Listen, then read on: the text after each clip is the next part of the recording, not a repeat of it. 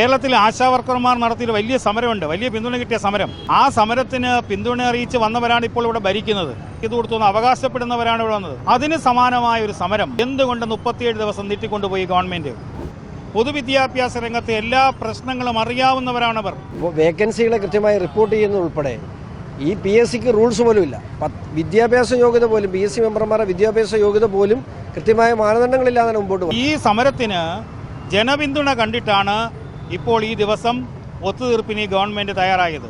അപ്പോൾ കേരളത്തിലെ പൊതുവിദ്യാഭ്യാസ രംഗം ഇല്ലാതാക്കണമെന്ന് രണ്ടു മുന്നണിയും നടത്തിയിട്ടുള്ള പരിശ്രമം നമ്മുടെ മുന്നിലുണ്ട്. കേരളത്തിലെ സാധാരണക്കാർ, പാവപ്പെട്ടവരുടെ മക്കൾ പഠിക്കുന്നതാണ് പൊതുവിദ്യാഭ്യാസ രംഗം. ആ പൊതുവിദ്യാഭ്യാസ രംഗത്താണ് ഇത്തരം നിലപാടുകൾ സ്വീകരിക്കുന്നത്.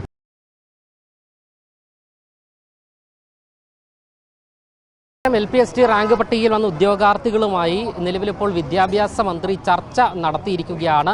ഈ സമരത്തിന്റെ ആദ്യഘട്ടം മുതൽ തന്നെ BJPയും CPMും ഒരേ രീതിയിൽ പിന്തുണയുമായി രംഗത്ത് വന്നിരുന്നു. എന്തായാലും വിദ്യാഭ്യാസ മന്ത്രിയുമായി നിലവിലിപ്പോൾ ചർച്ച നടത്തിയിരിക്കുന്നു. വൈകി വന്ന വിവേകമായിരുന്നു ഇത്? അതെ, വളരെ വൈകി വന്ന വിവേകം. കേരളത്തിൽ ആശാവർക്കർമാർ നടത്തിയ വലിയ സമരമുണ്ട്, വലിയ പിന്തുണ കിട്ടിയ സമരം. ആ സമരത്തിന് പിന്തുണ അറിയിച്ച് വന്നവരാണ് ഇപ്പോൾ ഇവിടെ ഭരിക്കുന്നത്. അതിൻ്റെ പിന്നിൽ നിന്ന് വേണ്ട സഹായങ്ങൾ ചെയ്തു കൊടുത്തുനിന്ന് അവകാശപ്പെടുന്നവരാണ് ഇവിടെ വന്നത്. അതിന് സമാനമായ ഒരു സമരം എന്തുകൊണ്ട് 37 ദിവസം നീട്ടിക്കൊണ്ടുപോയി ഗവൺമെന്റ്? ഈ സമരത്തിന് ജനപിന്തുണ കണ്ടിട്ടാണ് ഇപ്പോൾ ഈ ദിവസം ഒത്തുതീർപ്പിന് ഗവൺമെന്റ് തയ്യാറായത്. പൊതുവിദ്യാഭ്യാസ രംഗത്തെ എല്ലാ പ്രശ്നങ്ങളും അറിയാവുന്നവരാണവർ.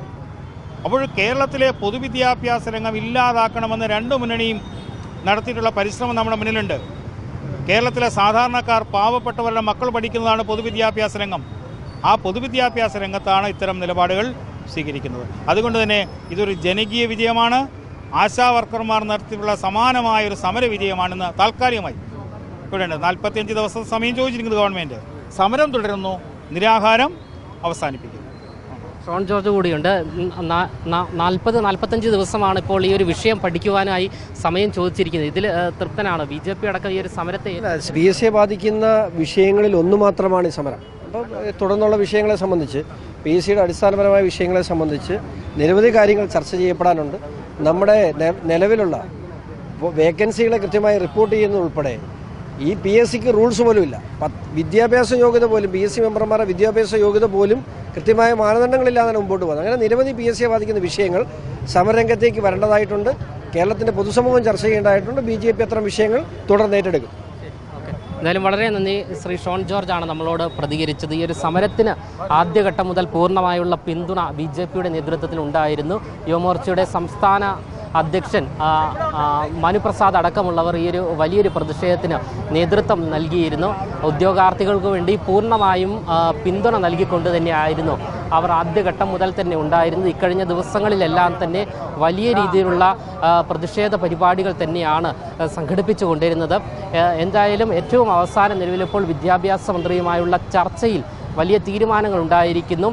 പ്രതീകാത്മകമായ സമരങ്ങൾ മാത്രമേ ഈ സെക്രട്ടേറിയറ്റിന് മുൻപിൽ ഉണ്ടാകൂ എന്നാണ് നമുക്ക് മനസ്സിലാക്കാൻ സാധിക്കുന്നത്. വിദ്യാഭ്യാസ മന്ത്രിയുമായുള്ള ചർച്ചയിൽ അനുകൂല തീരുമാനം ഉണ്ടായിരിക്കുന്നു എന്നുള്ള റിപ്പോർട്ടുകൾ നമുക്ക് നിലവിലിപ്പോൾ ലഭിക്കുകയാണ്. അതായത് സമരം വലിയ രീതിയിലുള്ള പ്രതിഷേധത്തിലേക്ക് നീങ്ങില്ല എങ്കിലും സമരപന്തൽ ഇവിടെ തന്നെ ഉണ്ടാകും എന്നാണ് നിലവിലിപ്പോൾ ഈ ഒരു സമര നേതാവ് നമ്മളോട് വ്യക്തമാക്കിയിരിക്കുന്നത്, വലർമതി മാധ്യമങ്ങളോട് വ്യക്തമാക്കിയിരിക്കുന്നത്. BJP അതേസമയം വലിയ രീതിയിലുള്ള പിന്തുണ തന്നെയാണ്. അതായത് 40-45 ദിവസമാണ് ഈ ഒരു വിഷയത്തെക്കുറിച്ച് പഠിക്കുവാൻ സംസ്ഥാന സർക്കാർ ആവശ്യപ്പെട്ടിരിക്കുന്നത്. ഇതിനുശേഷവും ഇവരുടെ വിഷയം പരിഹരിച്ചിട്ടില്ല എങ്കിൽ വലിയ രീതിയിലുള്ള പ്രതിഷേധവുമായി മുന്നോട്ട് പോകും എന്നാണ് ഷോൺ ജോർജും അതുകൂടാതെ BJPയുടെ MLA BB ഗോപകുമാർ അടക്കമുള്ളവർ നമ്മളോട് വ്യക്തമാക്കുന്നത്. ക്യാമറമാൻ ആഷിക്കിനൊപ്പം അമൽ രുദ്ര, മറുനാടൻ മലയാളി, തിരുവനന്തപുരം.